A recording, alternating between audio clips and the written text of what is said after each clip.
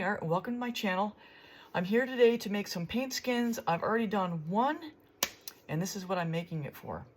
And please stay to the end. I have an offer I'm making to everybody about showing the resining portion of this creation. This is the really cool piece of wood I'm working on. And my thought process is I've already made a paint skin to go here, a bloom. I'm going to make a big bloom to go here. I'm going to make another to go here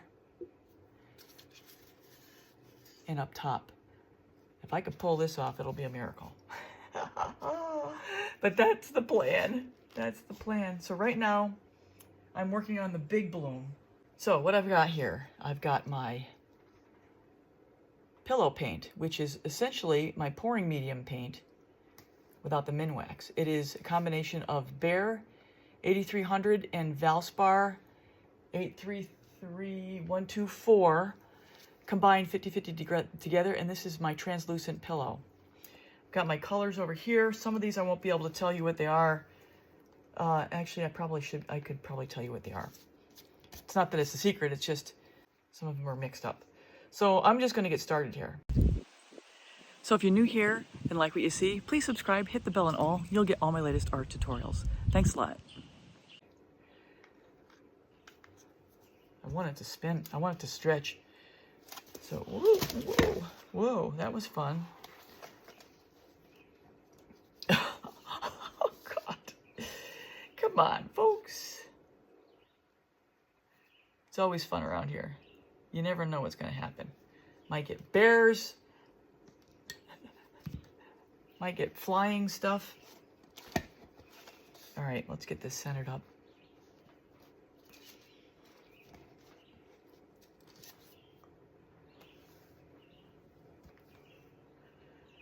So I need this to get about 8 inches, which is about the diameter.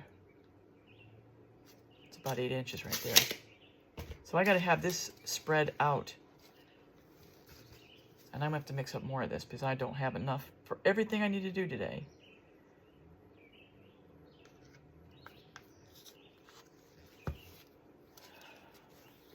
Probably ought to tape this down. I'm going to take a pause. So everyone, in the interest of time here, I'm going to speed up where I can and cut out what's not necessary, but you won't miss a thing. Here we go. This is my Naples yellow with titanium white to lighten it up. Gonna lay some of this down. And I still don't know how I'm going to blow this out. I might need the hairdryer. This is a combination of mostly iridescent pearl by Golden and some TLP Whitehaven. Really, really pretty.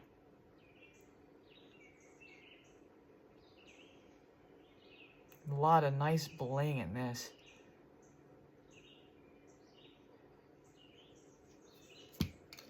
This is my Bordeaux red, primarily. I think it's mostly that.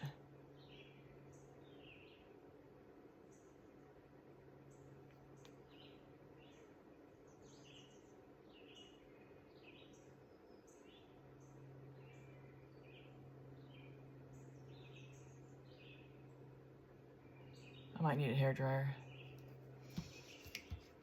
Now, Grenache from TLP.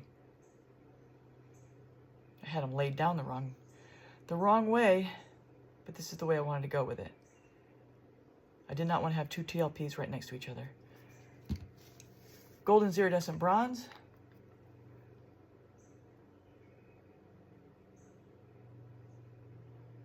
I wish I didn't have that big blob right there.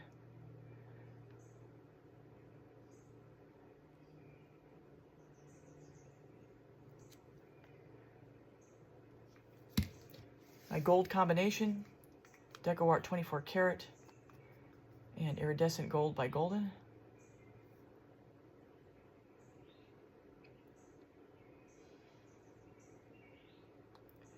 Really nice thin drizzling.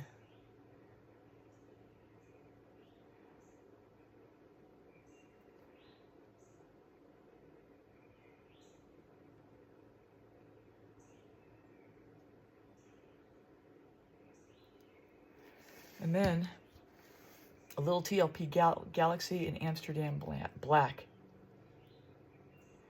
Just a little. I don't want this to overpower.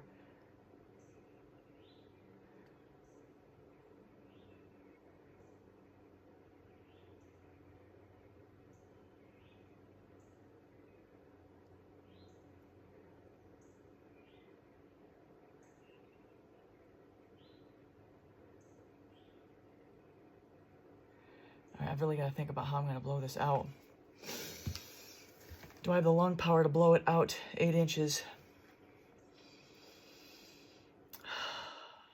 You know what I'll do? If there's anything I learned while being in the military is to have my hairdryer ready to go. I'll have it if I need it. All right, here we go. The white.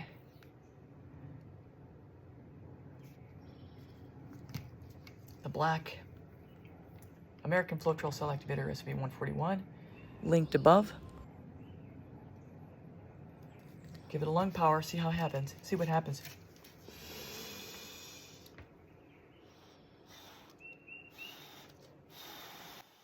So while I'm blowing this out, I normally talk through the actual blowout, but what I'm going to do is a little commercial break here.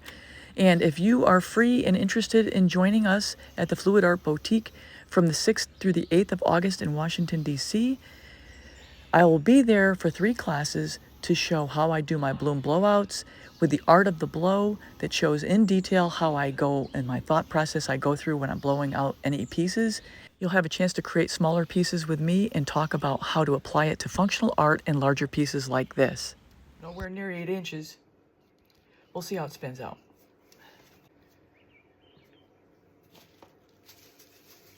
And I'm free flying.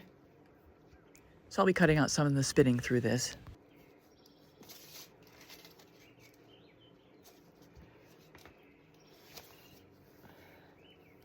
I need to get this thing to stretch and spread.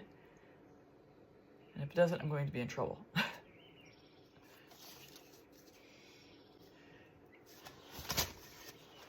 Wow. Okay, that was too much of a spin. God, I have no way to hold this down. This is sometimes the frustration and the intrigue about this technique is trying to come up with different solutions to problems that you encounter. I am in trouble. I'm in trouble. Oh, come on. So long story short, I know silicone doesn't stick with tape very well, so I have to come up with a better, stickier solution. So I just end up taping the heck out of it to try to hope that a few of them are going to hold it down. I certainly wasn't expecting this problem when I set out to create these.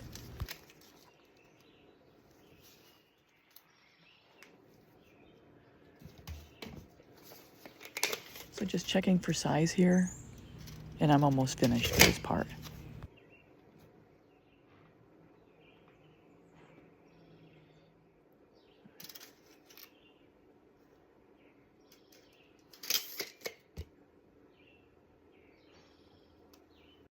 So here I'm going on hyperspeed. All I'm doing is adding some lines to provide some definition to the petals. This is where we are. So while this is not the piece that I actually am working on today, this is from the same tree. I found it in the same spot. So this just gives you an idea of the condition that these pieces are in when I first find them on the road. And I do a test before I decide I'm going to take it. And I'll show you that in a second. It's kind of a funny test, very scientific. But yeah, there's a lot of dead wood, a lot of dead rot that's got to be removed. And when I work on the piece, sometimes it goes too far and I can't use it, but most times I can. I'll show you my exquisite method of determining great pieces in a second. So the first thing I do is I take my piece of wood and I throw it. And depending on how it holds up, depends on whether I bother keeping it to clean it and work on it. If it breaks apart like that, it's no good.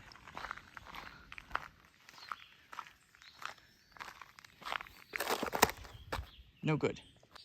So if the wood does this, winner, winner, chicken dinner. Stands the test. Stands the test. Nice and strong. This is a winner. So here all I'm doing is applying some mineral spirits. I've sanded this to the best of my ability, and I'm just going to accept the fact that there's going to be some spots that are just not going to be perfect as far as perfectly cleaned and sanded. So this is all I'm doing is applying the mineral spirits. You can pick up at any hardware store. It just kind of cleans the wood and prepares it for a coat of varnish. And you want to do it outside if you can, because it does smell. That's why it's so nice now that it's springtime, that I can be outside to do these things and not freezing like I've been.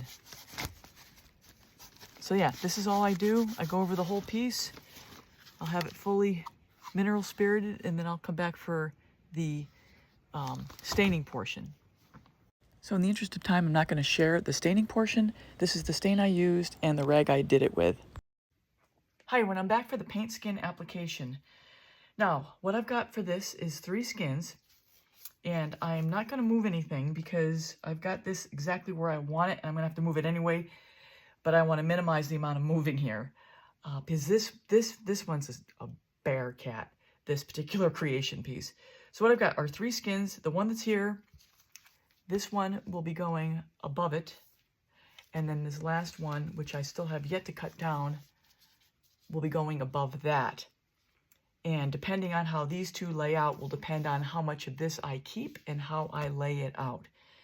So for this one, because it's so big and so strange, I'm going to just do 1 skin at a time, take a look at it after it dries, and then go from there.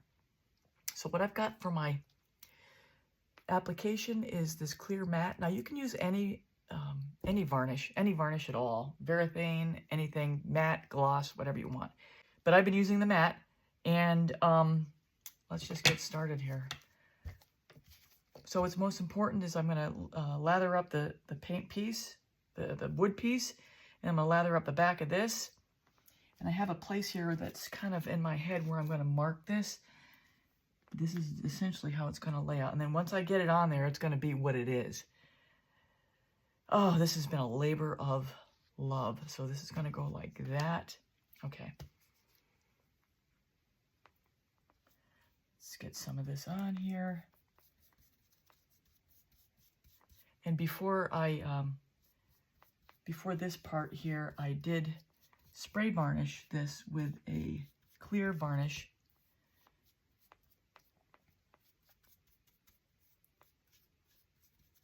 Okay, so that's probably good enough for there. And now I'm going to just lather this guy up. And I'm only going to do 1 at a time, because this is such an unwieldy, large thing. I've got to have, I'm going to take my time on this. Okay.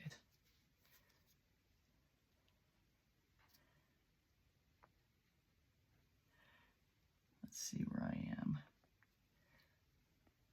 Oh, that's pretty good. Okay, so I'm going to lay it in here. Then I'm going to start in the middle. And I'm going to press, and I'm going to press and press. And I'll probably skip past some of this. I'm pressing out air bubbles, and I'm pressing out varnish. And anywhere where there's a little divot in here, I'm going to push on it to make sure it's adhering. Like right here, it's kind of a no man's land. Let's just get that slap down. Push, push, push. Just want to make sure it's fully secured all the way around. So I'm going to skip through most of this. I've given you the essential information, and we'll get to the end. Okay, so I think I got number 1 done. There she is. Now we'll go on to number 2. Hi everyone, I'm back after applying the varnish and the paint skins. And I'll tell you what, this has been the biggest pain in the you-know-what I've ever dealt with as far as a fusion. But there's a lot going on here. So here is the base with the first skin that leads into the second skin that wraps around the back. I hope it's still stuck. That goes up to the top, that leads to the other little bloom that I had, that I decided to put this on at the last minute. And what I had before was this big piece, and I ended up cutting it and only using the top portion. So I've got basically, what do I have on here? I got 4 skins on here. Yeah, this was a challenge, but as much as painting the skins on was one challenge, resining this bad boy is going to be unbelievable, because I am going to resin the entire piece with the exception of maybe the deep down inside that section, because I'm just not going to be able to get to it. So it's going to be a two-sided process of resining, and I'm going to try to do it all in one shot. I'll do one side, then I'll flip it over, and I'll do the other side, and then I'll have it sit overnight. And the likelihood is I'll have to do 2 coats of resin on this, because there's good chance I'm going to miss something in the first round, and there'll probably be air bubbles.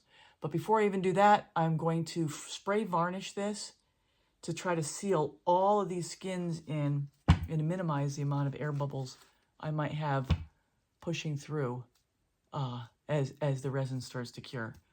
All right, so that's where we are right now. I will be resining. I'm not going to show you resining because it is going to be more than I can handle just doing it on my own without a camera running. All right, I'll be back with the final results. Hopefully it'll be good, because this is going to be so cool, I think, if it turns out right. I'm off to a good start here. All right, I'll be back with the resin results next. So here it is under wraps after resining. So everyone, truth be told, I did run the camera for the second pass of resining. I have it in raw form. If you are interested and I have enough interest from you guys, I will edit it down and share it this weekend. And with that, that's a wrap. Here she is, finally finished, and I am thrilled with how this turned out. I just wish that the camera and the pictures can show exactly what this looks like. But yeah, this took 2 coats of resin, and it is amazing. So I hope you enjoyed the video. If you're new here and liked it, please subscribe, hit the bell and all. A thumbs up is always appreciated, and please comment if you do want to see the resin creation portion. I need at least 50 people to comment that they would like to see it to make it worth my while to edit it down and get it out this weekend for you guys to see. At the end, I will have a link to my Fusion playlist so you can see other creations that I've made with this technique. So that's all for now, everybody. Take care. Till next time.